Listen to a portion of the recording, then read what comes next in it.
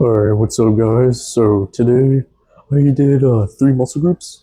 Well, for forearms I only did grip strength training base, but so I start off with curls for the biceps because I'm trying to get my biceps really strong.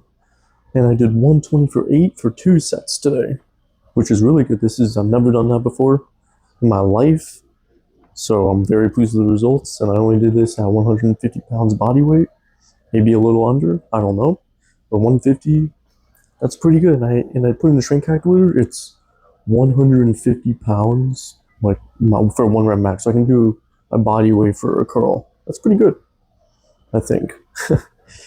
um, like I said, I try to not swing too much. A little swinging is normal, but if you want really strict results, you can put it against your back against a wall, but it's not necessary.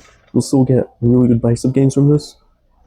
So next, what I'm doing is another set, and I did this for 8 reps, right? And basically, right, I'm trying to at least try to control the bottom, not try to dump always. Like, see, there's a little control there, not just dumping the weight. I mean, I kind of dumped it there, but I'm trying to get reps, trying to get more, trying to increase my progressive overload, or trying to at least try progressive overload on it. Yep. Consumed a ton of raw meat today. Pretty good stuff, you know. I always eat my egg raw, never had problems with it. I'm the only person in my family who doesn't have gut issues. Probably because of the way I eat, you know. But I don't want to be one of those, people that just promotes raw meat and stuff. But it's not really. I don't want to get. It's kind of controversial, but it's my personal preference. It's better in my gut, right?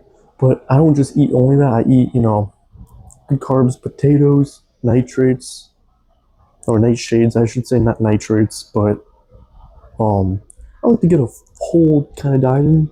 Most of my diet is based off of yogurt. You know what I mean? I'll get the whole milk based yogurt, not none of this fat free nonsense. I always get my yogurt in whole milk. Tastes really good, and I can get a crap ton of calories in. Milk is just a number one food, bro. I don't, you know what I mean? It's literally the most anabolic food of all time. So, yeah, I mean, you'll never see me, going vegan, vegetarian, pescatarian. That's as far as I'll push it, you know.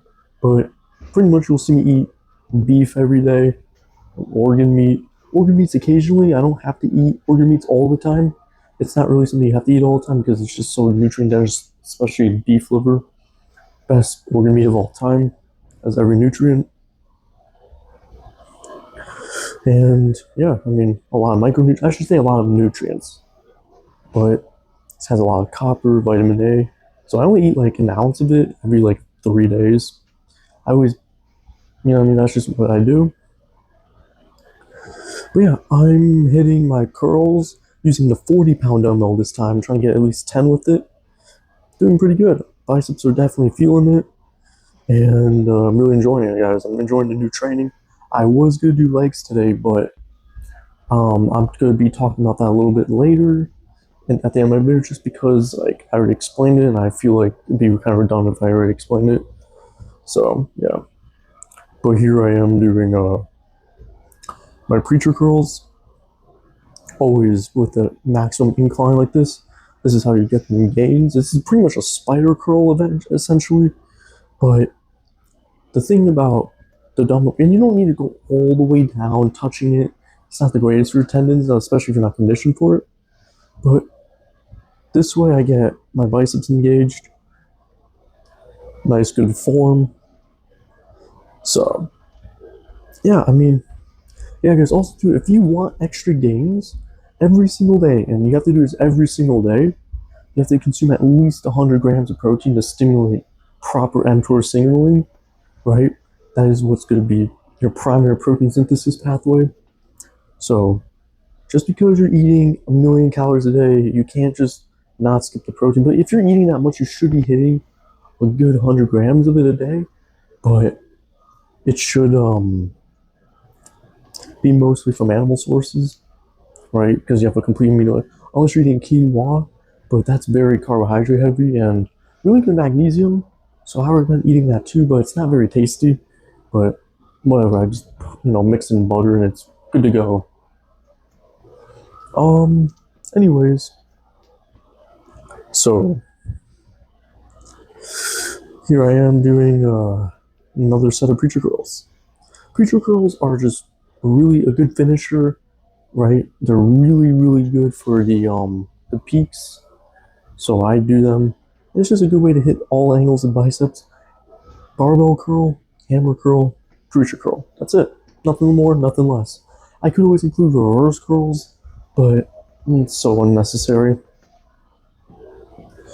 My physique will fill out more and more as time goes, but right now I'm kind of lean machine right now. I don't really bulk up, essentially. I mean, I can try, but I would have to eat some, like, dude, I really lose weight from doing nothing. I just sweat it all out at work.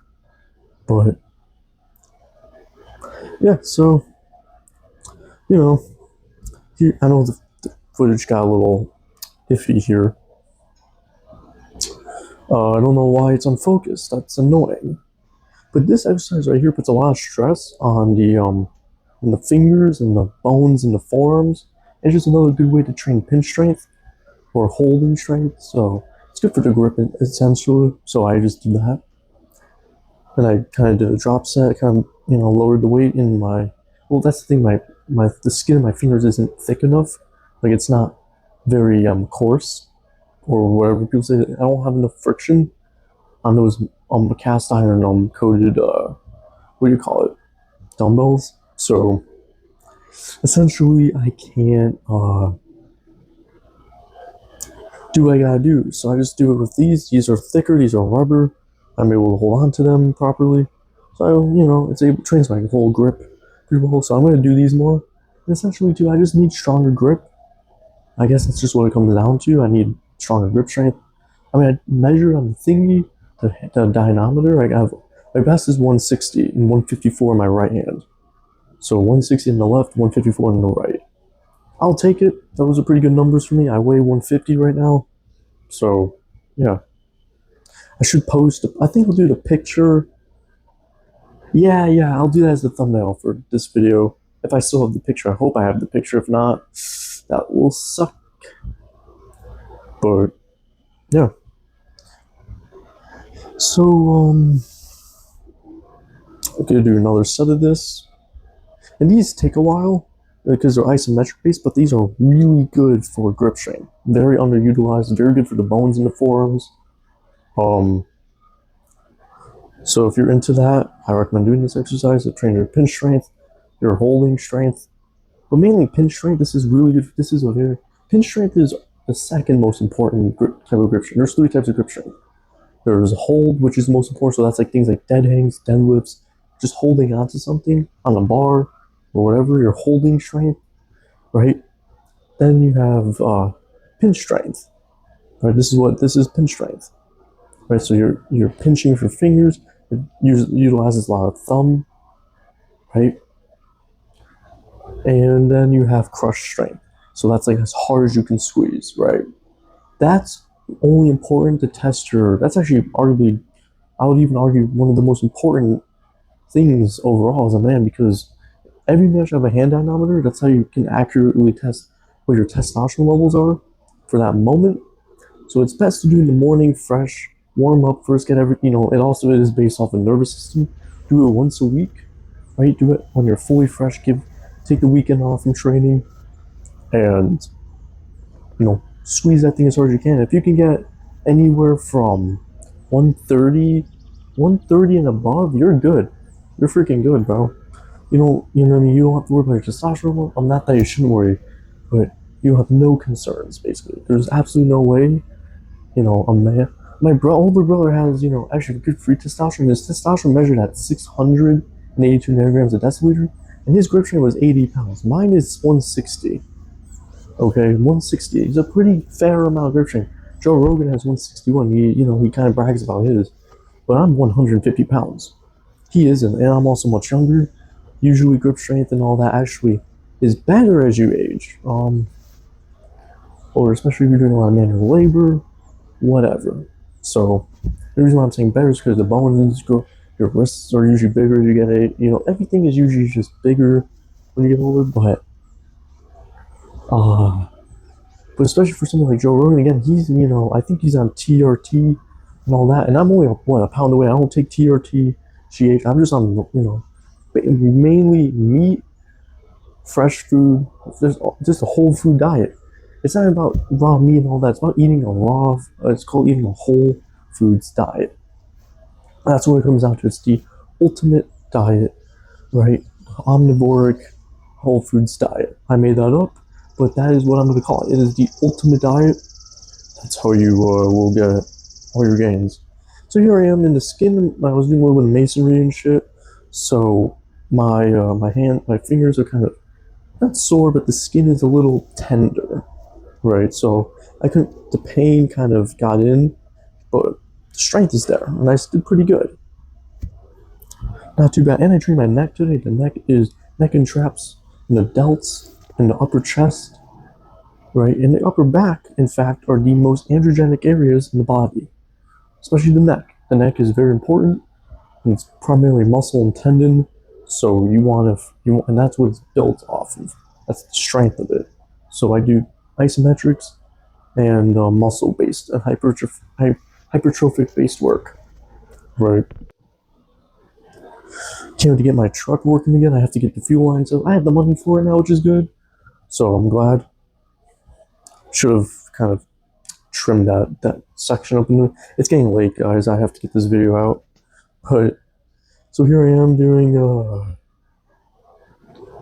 what do you call these? Just isometric side holds. So these will train the sternocleidomastoid in an isometric state. This will thicken those tendons up and the ligaments, right? And it's another good way to just get static working for the neck. This is how you should enhance its strength. So, and of course, I stretched all my neck, all the angles and whatnot on my neck out, and I even like stretched out the vertebrae. So everything's stretched out, nice and loose now. You should be doing that for every workout, guys. All right. You don't want compressed vertebrae. That's how you get shorter. Nobody wants to be shorter, and you will have problems. So make sure you're stretching your vertebrae so you can do dead hangs. Right, that stretches out the whole vertebrae. And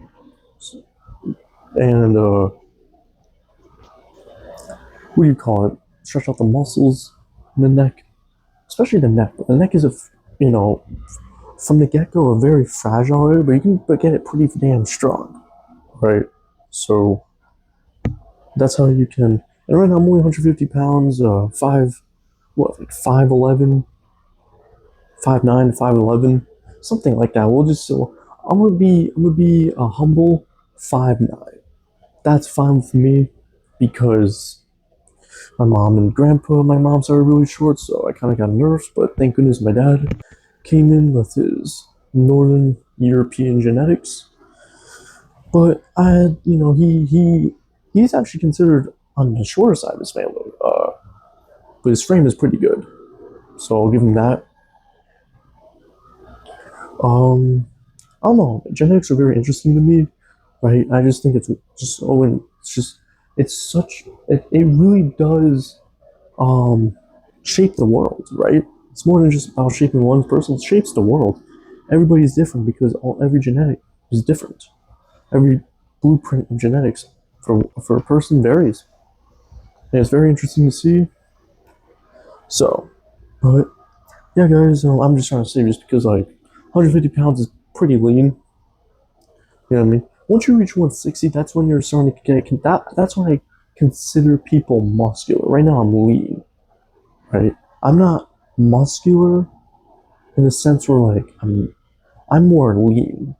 So I guess you could say I'm muscular, but I'm primarily lean. So once you're 160, that's when you can be considered muscular, no matter your height. But usually, no, a person who's 6'5" isn't 160. They're usually pushing like 200, 180 to 200 plus. 180 is too light for 6'5", anyways. Yeah, but basically, right? Like me, I'm at the end spectrum. I'm one standard deviation away. I'm actually now. I'm like only like only 10 pounds away from being muscular. It's not bad. And of course, 140 is lean. Anything under 140 is just, uh, I would just say scrawny, right? But hey, you can be strong and scrawny, bro. Don't get me wrong. You can be strong and all that, but like from a physiological standpoint, you cannot be you cannot be um lean or muscular under 140 pounds. That is just not gonna happen. So, but you can be strong. Don't get me wrong. You can be absolutely strong. Okay, and that's honestly more important than your physiological. I mean, that is part of your physique wise, physically wise, but strength wise, yeah, it's more important.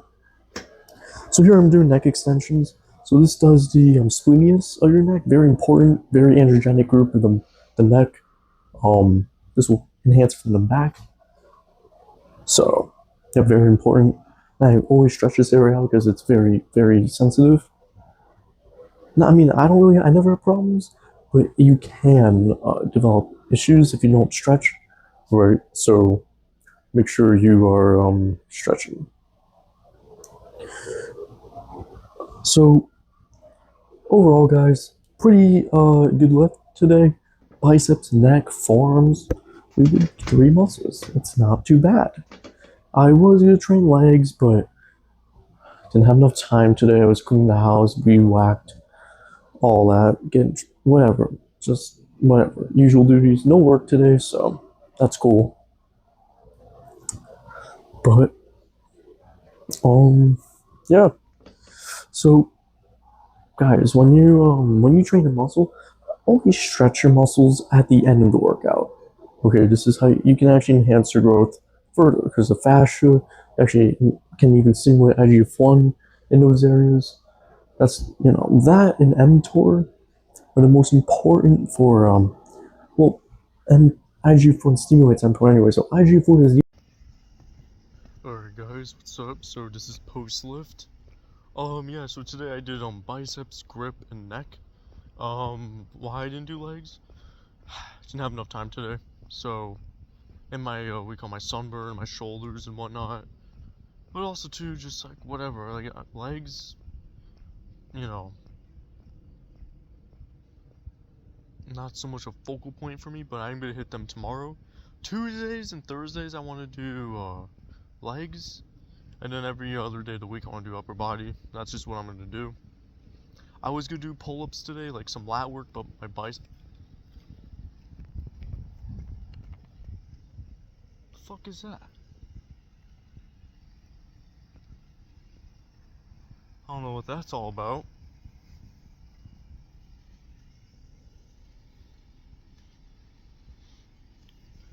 Anyways,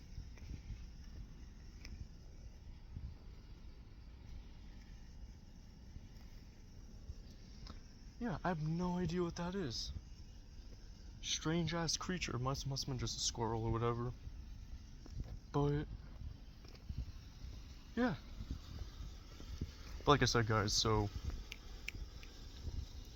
legs Tuesday, Thursday. And I didn't do my pull-ups today. My lats. Well, my lats were fine, but my biceps were so cooked, dude. But my biceps are my main focal point right now because they're my best muscle, and I want to be, I want it to be my trademark. So definitely, and it's like the most show muscle of all time, right? So I want to build some pretty good biceps. And I hit a new PR, 120 for 8. That's very big on the strength calculator. That's 7 pounds more than last time. So I can barbell curl 149 for 1. So 150 basically for 1. That's pretty damn good.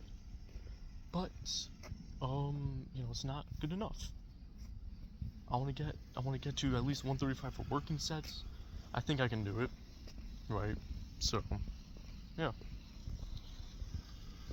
Like I said, today's video is longer, pretty long. I did neck, forearms, and biceps. Right, pretty okay training today. I hit some other muscles. So, yeah. But in plus two, like I said, guys, now that I'm filming and stuff, I need more time to do that, and I need to be focusing on eating. So yeah. Anyways, I'll see you guys tomorrow. Peace.